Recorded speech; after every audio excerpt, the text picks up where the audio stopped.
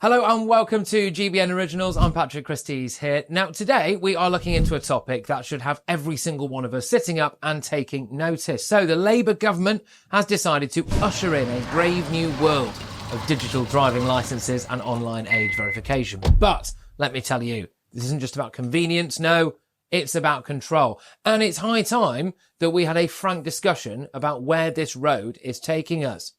Let's start, shall we, with the so-called voluntary digital driving licences. The government is painting a rosy picture of convenience. Imagine, they say, being able to prove your age at the pub or board a domestic flight or somewhere like that with just a tap on your phone. Well, it all sounds lovely, doesn't it?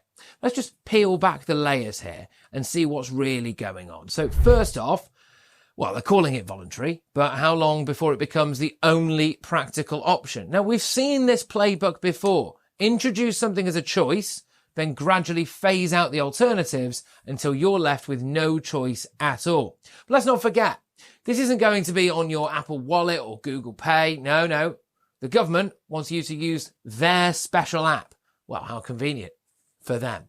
Now, when the government starts talking about putting all your sensitive information into one neat little package, my alarm bells start ringing. They're promising top-notch security, biometrics, the works. But let's be real here. No system is unhackable.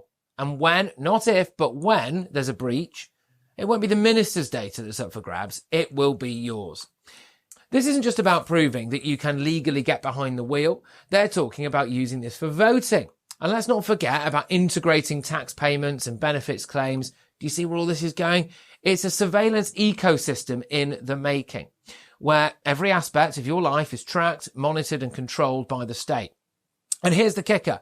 They're selling this as a feature, not a bug. Oh, you can hide your address, they say. Well, that's nice of them, isn't it? But hang on a minute. Why does the app need to know my address in the first place? That seems a bit weird, doesn't it? This isn't about protecting your privacy. No, it's about normalising the idea that the government should have access to every single scrap of information about you.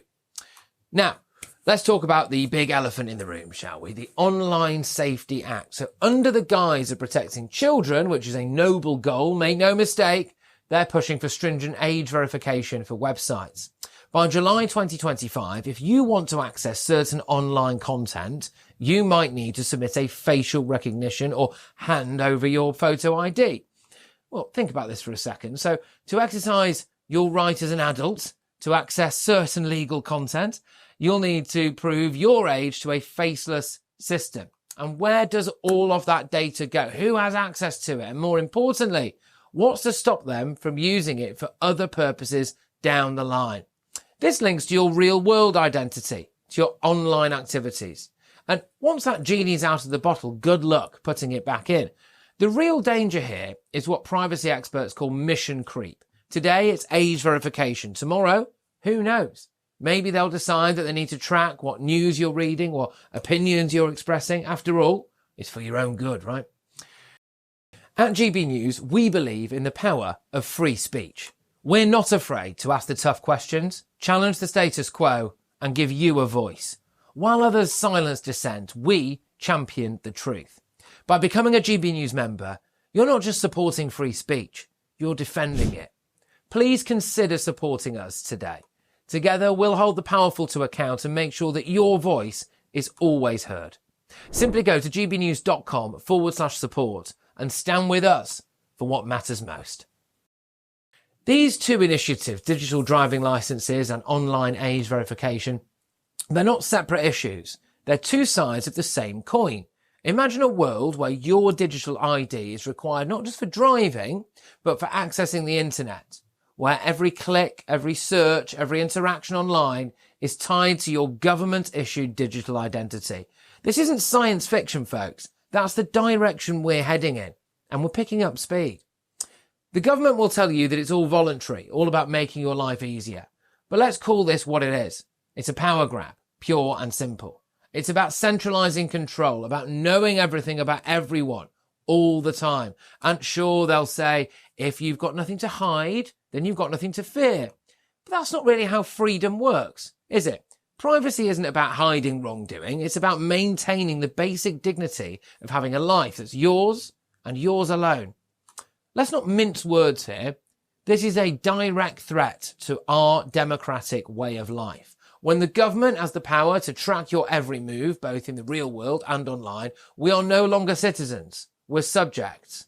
And history has shown us time and time again what happens when governments have too much power over their people. And let's not forget the economic angle to all of this. Who's going to benefit from all of this data collection? It's not you and me, is it? That's for sure. It's big tech companies and government contractors who'll be rubbing their hands with glee at the prospects of all that juicy data. Now, some might say, but other countries are doing it. Well, just because everyone else is jumping off a cliff doesn't mean we should do the same, does it? We need to look at the bigger picture here. Countries like China have embraced digital IDs, and look where that's got them. A surveillance state where citizens are rated and controlled based on their behaviour. A social credit system. Do we want to be like China? No. Let's talk about the tech itself now for a moment. We're not just handing over our data. We're potentially opening ourselves up to a whole new world of cyber threats. Hackers, foreign governments, or even rogue employees could potentially access this treasure trove of personal information. And what about those people who aren't particularly tech savvy?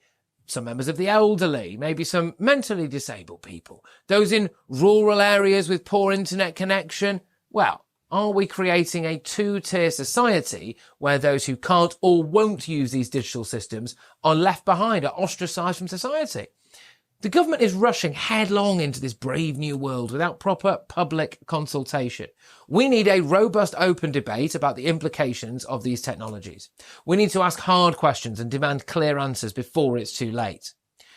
This is a pivotal moment for our privacy, our freedom, and our very way of life. The digital world offers amazing possibilities, but it also poses unprecedented threats to our liberty.